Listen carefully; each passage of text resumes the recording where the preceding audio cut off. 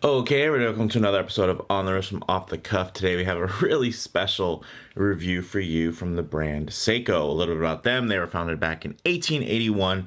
They are Japanese in origin and now have factories throughout Asia. A really interesting fact about them is that they cover all market segments from entry level to extremely high end.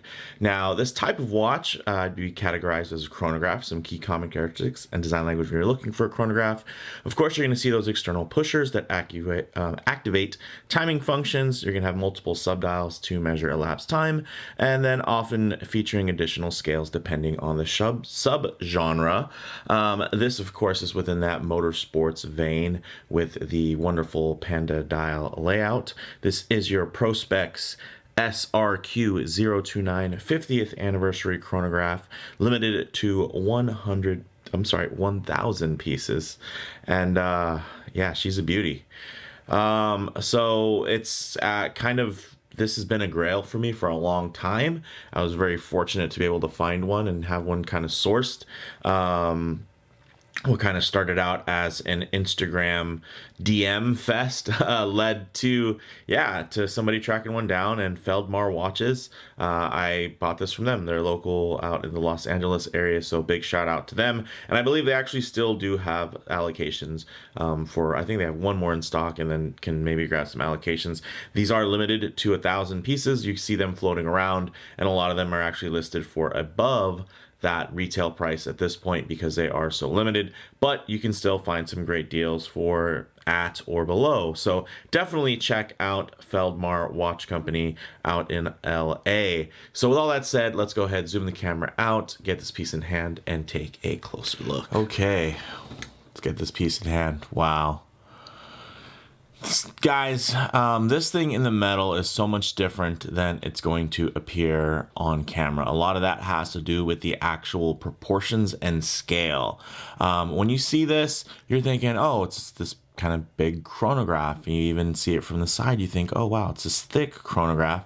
But I mean, if you look at that gorgeous sapphire crystal, that's about 2 millimeters worth of height. So yes, total height is going to come in at 16, but honestly, a chronograph around 14 is, I mean, that's considered pretty standard. You're really not going to find too many chronos thinner than that, at least not actual chronograph movements. And man, is this thing special. So a little bit about it, of course.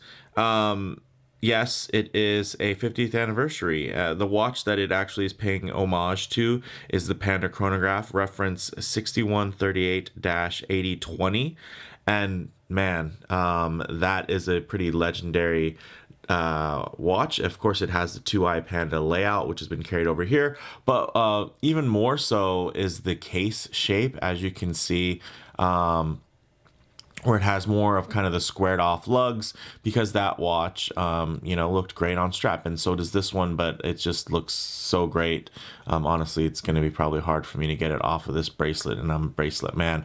But look at that Zaratsu polishing, guys. This is insanity. I mean, there's a part of me that really wants to make this review just amazing and perfect, because that's how I feel about this watch, that it's just this amazing, perfect thing. But you know what? That's not me. So I'm just gonna give it to you as I see it, right? Shoot from off the cuff, guys. So yeah, this thing's gorgeous. The dial has this beautiful vertical brush on it. Of course, the street price, $3,600. That's full retail if you were to buy it directly from Seiko. And you're gonna find it around that price point. You're gonna find it well above that price point, up above $4,000. And then you'll find every once in a while a deal. I would say definitely reach out to dealers, because a lot of the times they're trying to move product. It's not like you're negotiating for, a mini turtle or some $400 watch. A watch that has a sticker of $3,600. A lot of times there's a little bit of room in there. So I would definitely recommend reaching out. In terms of the dimensions, it has a beautiful 41 millimeter diameter case, 16 millimeter thickness, 47 millimeters lug to lug. It is made out of stainless steel. It has, of course, also that beautiful Dia Shield coating, which is a super hard coat, which is nice and does help against scratches. It does have that nicely box domed sapphire crystal with inner AR coating, so it's going to render really beautiful. You know, even when you're out in out in the sunlight outside, it's not going to catch reflections really bad. It negotiates them really well, so I can definitely appreciate that. Now, ticking inside of this bad boy is your Seiko 8R 48, which has a 45-hour power reserve. It has a 4 hertz sweep, which is 28.8 vibrations per hour, and which essentially means 8 ticks per second, which honestly, on this little seconds wheel there, that you can see that little sub dial, it's going to look really smooth, and they probably didn't have to be a 4 hertz movement for that, but I'm happy that it is. It actually also does have a column wheel and vertical clutch system, which is beautiful. So this thing is going to be great if I do want to sync it, let's say with that seconds hand. I can actually let the tack run, and it's not going to provide any additional wear and tear because of that vertical clutch system. So that's nice. Now, when it comes to that dial, we do have applied indices. We have that really beautiful pale silver dial. You'll see a lot of the times pale silver dials kind of marketed as white dials. I shouldn't say marketed, but referred to as white dials. And that's how this is going to render visually, but it is technically a pale silver, and that nice vertical brush looks great. I can actually engage chronograph there, and you can see sync the hand. I'll let that run just so you have a little bit more visual interest as we're going through, because man, this thing is a looker. It's a looker while it's standing still. It has that really sports car attribute to it, which I can enjoy, obviously, with the motorsports theme. I always find it funny that people have kind of collectively within different groups have kind of called this the Saytona or the Saytona after the Daytona, but it's like the Rolex Daytona. First of all, the Daytona is named after a track, you know, and there are tons of iconic tracks in Japan. So like, why would you even associate this with it? Because of the dial? It's like there's been so like the Schumacher Speedmaster, which is a Panda dial layout. Nobody calls that, you know, there's no reference to Daytona. So I always thought that was interesting that people go that route. For me, it's a Panda dial. Even Panda builds are something that are within that kind of JDM motoring community, you know, black hood, carbon fiber hood, white body. So it still ties in, but I mean, there's some really cool racing circuits in Japan. You know, Fuji Raceway for one of them, right? Mount Fuji, also very iconic. Or something like Scuba Circuit. I mean, you could go on. There's even some really great motorcycle raceways out there. So, yeah, for me, I don't draw any type of connection to the Daytona or the Speedmaster. For this one, this ties back to 50 years ago, Seiko's heritage and their own lineage. So, yeah, that's my take on that. I'm not hugely bothered by it, but I always found it a little bit confusing that people would refer to this in any reference to the Daytona, which it's a completely different watch from a completely different land with, you know, yes, it's motorsports oriented. And you can see also the subdials ticking away there. You do have the 30-minute counter and then the 12-hour as well. So extremely useful. And you can notice that those subdials are beautifully blacked out. They do match that tachymeter scale. We do have painted hands, and we do have Seiko Lume Bright, which is nice as well. Also, you're getting a 10 bar or 100 meters of water resistance, which is wonderful. 20 millimeter lugs. You're getting solid end links. You're getting a very nice 20 millimeter down to 18 taper. There you get that nice 3-link style bracelet, essentially with the nice polished accents on that outer center link. So I mean, technically you could say 5-link style, but it definitely has the 3-link silhouette. You do have those nice angular center links with high polish accents, and you do also get 2 half links for sizing. I took one of them out. And it's put on a pin and collar system, which isn't everybody's favorite, but you know what? Once you set it, you can forget it. It's never gonna back out or anything like that. But one thing I did mention was the scale.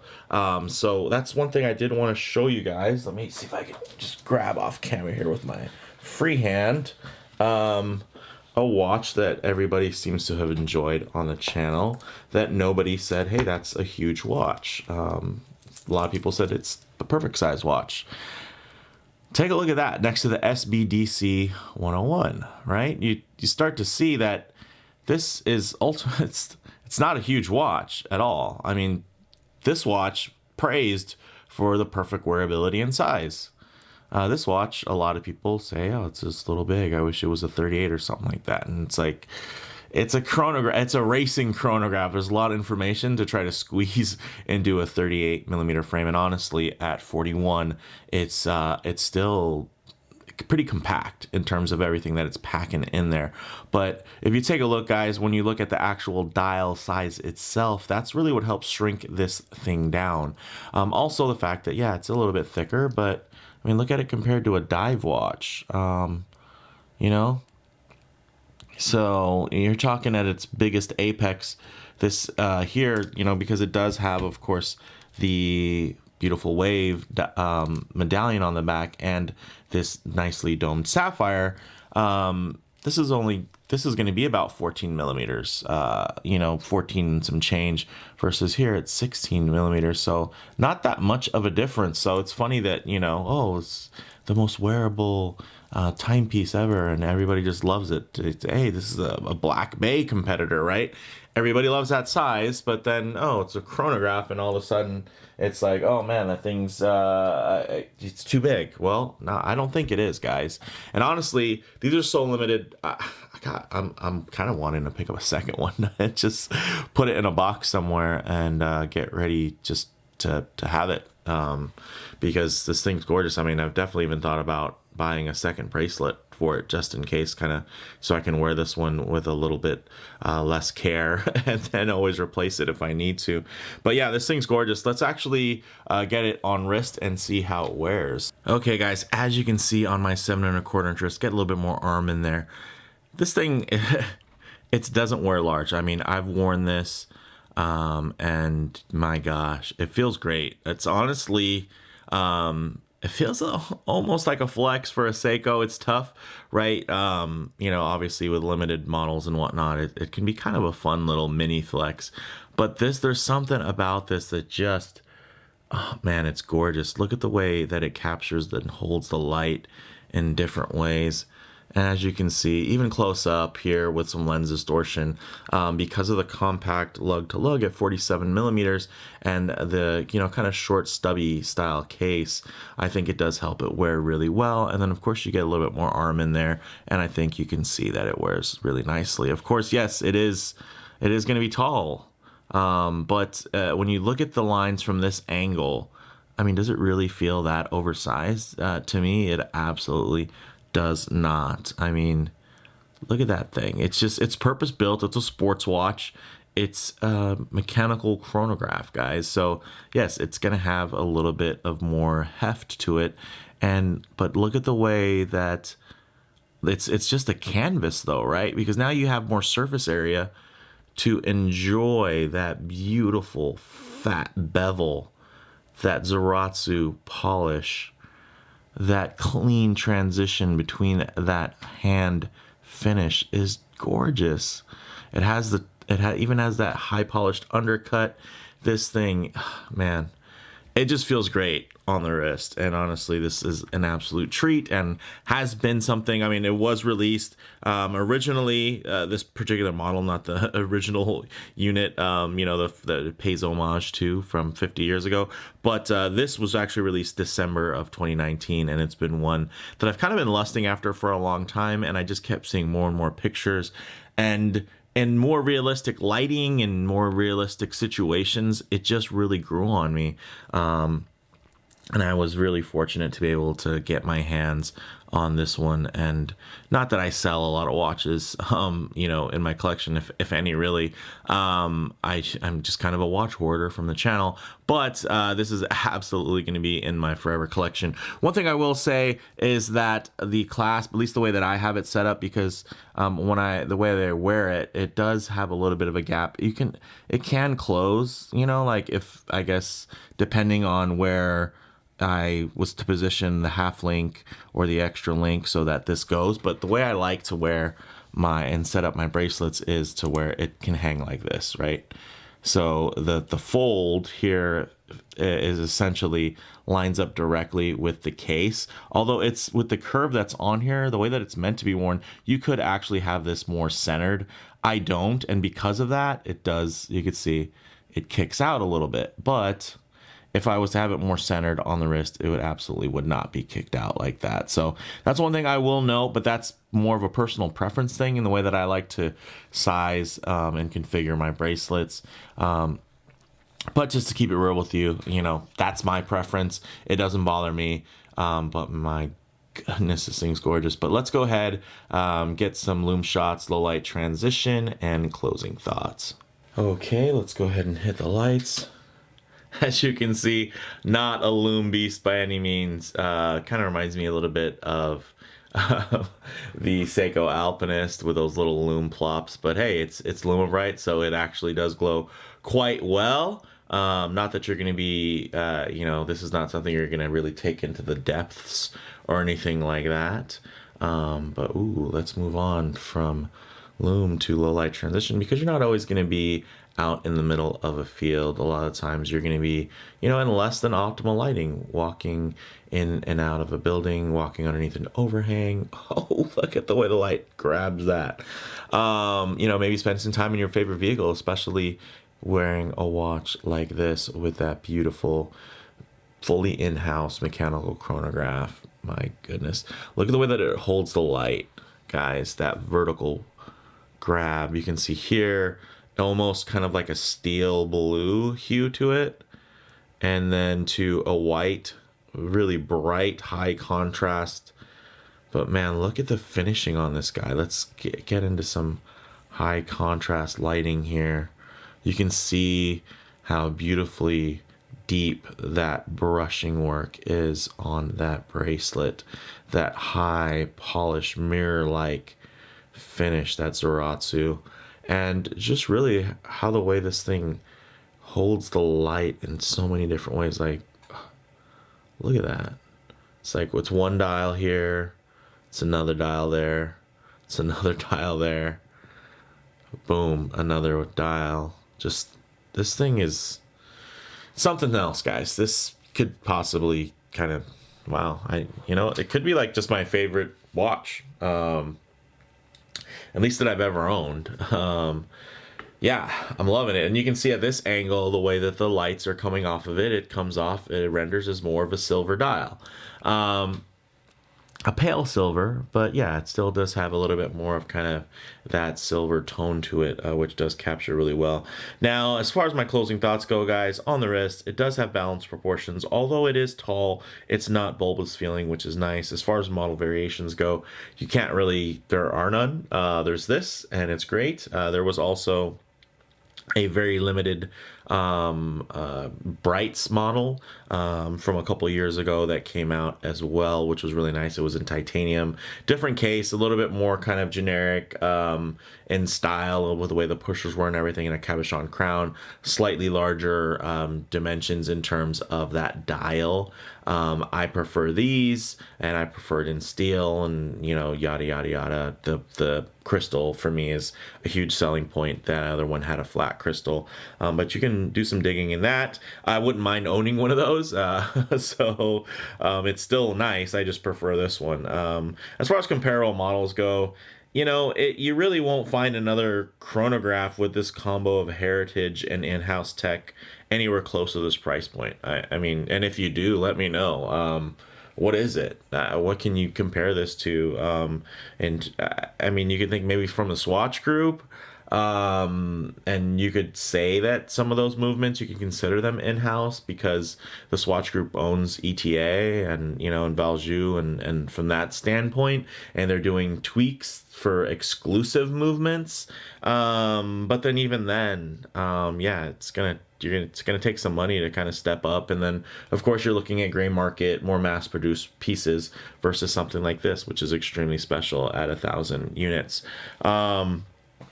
So yeah, I love this thing. Bottom line, it's pretty much all of Seiko's in-house qualities packed into a chronograph with genuine Panda dial DNA. They didn't, take an existing watch and say, oh well, it's a Panda, or let's turn it into a Panda dial or whatever. Like, no, they have a very iconic Panda dial watch, and they pay tribute to a very iconic Panda dial watch. This isn't the layout as previous, but it's that kind of old and new, and just like with the SBDC 101, it's, I don't know, it has almost that, if you're into cars, resto mods, right, where it's like kind of an old and new thing. I like that, and there's just something special and kind of refreshing and a great balance to it. I even like the execution of the date wheel.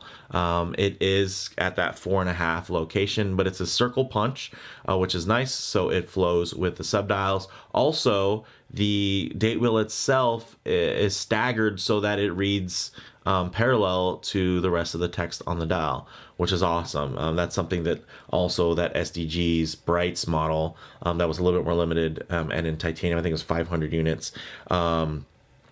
That one, and it just was staggered and was offset. So yeah, another reason why I prefer this one. But hey, if you own that watch, don't feel bad. I drooled over that watch for a long time too. And yeah, again, if it jumped in a bed, I wouldn't say no. Let me tell you, I'd rock that one too. So yeah, love this thing. Let me know what you guys think in the comments below. If you like the video, please do a like.